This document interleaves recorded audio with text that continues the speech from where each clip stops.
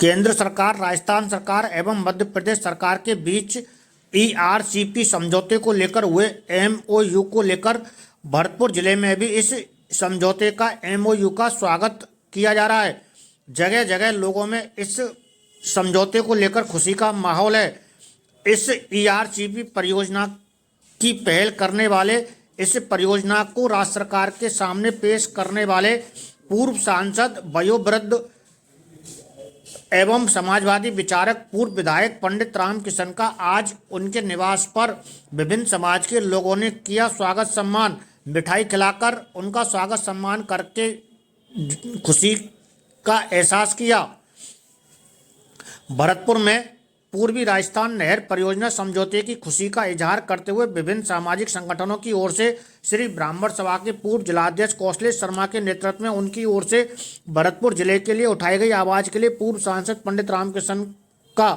साफा, माला, दुपट्टा पहनाकर सभी ने स्वागत सम्मान किया एवं उपस्थित सभी लोगों ने पूर्वी राजस्थान कैनाल प्रोजेक्ट समझौते पर दो प्रदेशों के मध्य हुए समझौते में मुख्यमंत्री भजनलाल शर्मा के फैसले की सराहना करते हुए केंद्र सरकार का आभार भी व्यक्त किया गया है।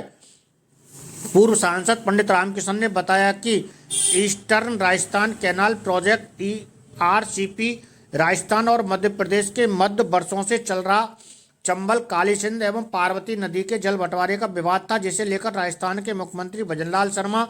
और मध्य प्रदेश के मुख्यमंत्री के बीच केंद्रीय जल शक्ति मंत्री गजेंद्र सिंह शेखावत की मौजूदगी में एक समझौता हुआ है, जहां एमओयू पर हस्ताक्षर भी हुए हैं। यदि इस योजना की जैसे हमने मांग की थी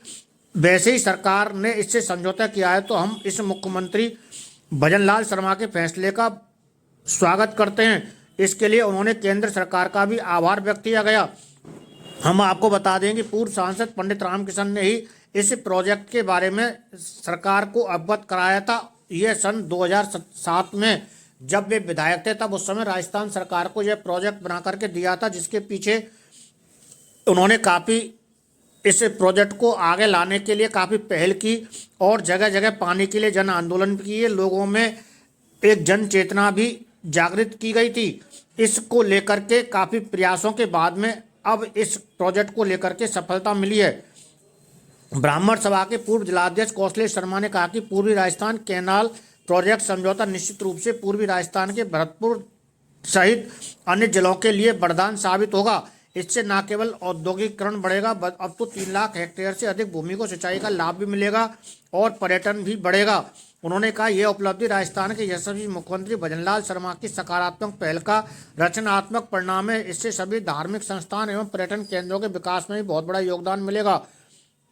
मुख्यमंत्री का यह कदम पूर्वी राजस्थान को निश्चित रूप से आगे ले जाने में सहायक सिद्ध होगा। इस मौके पर ब्राह्मण सभा के पूर्व जिलाध्यक्ष एवं वरिष्ठ समाज सेवी कौशलेश शर्मा, टेक्नोलॉजी पार्क के निदेशक डॉक्टर आलोक शर्मा, विप्र फाउंडेशन के जिलाध्यक्ष डॉक्टर सुशील पारासर, ब्राह्मण सभा के वरिष्ठ सदस्य नेमीचंद मुदगल, समता आंदोलन के जिलाध्यक्ष केदारनाथ पारासर, गिरधारी लाल शर्मा, सेवानिवृत्त IRA जयशंकर टाइगर क्लब के सचिव इंजीनियर पीयूष जयशंकर टाइगर, सेवानिवृत्त लेखाधिकारी ईश्वरी प्रसाद शर्मा, ब्राह्मण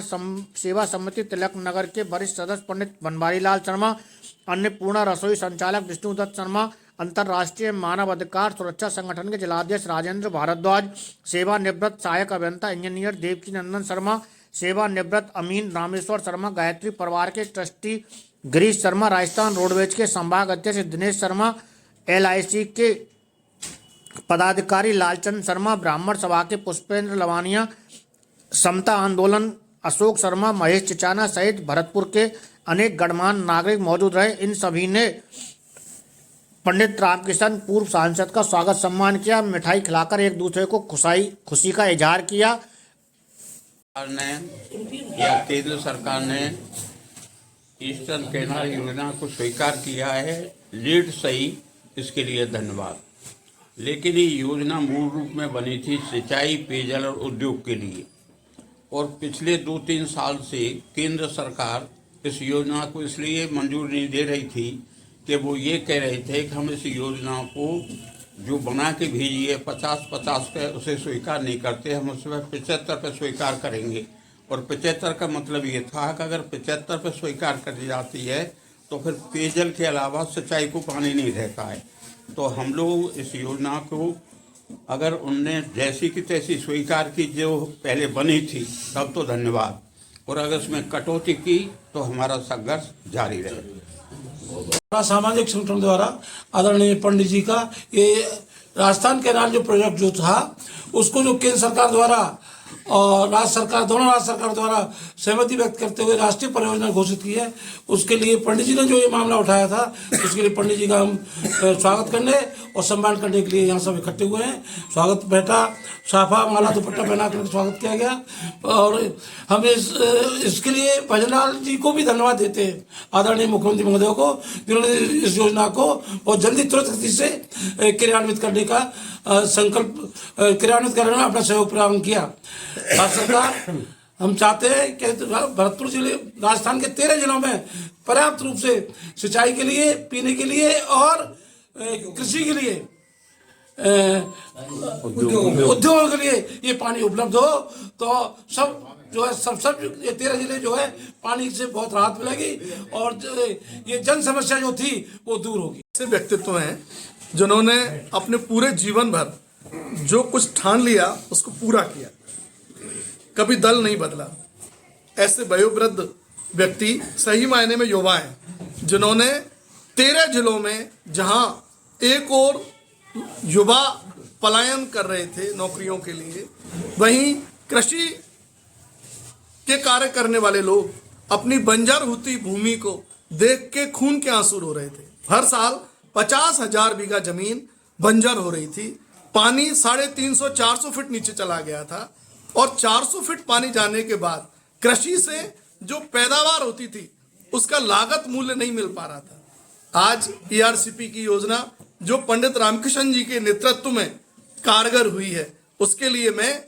माननीय राजस्थान सरकार के मुख्यमंत्री भजनलाल जी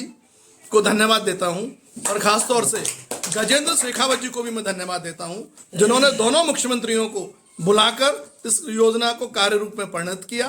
एक बार पुनः बंजर होती भूमि और पलायन करते युवा,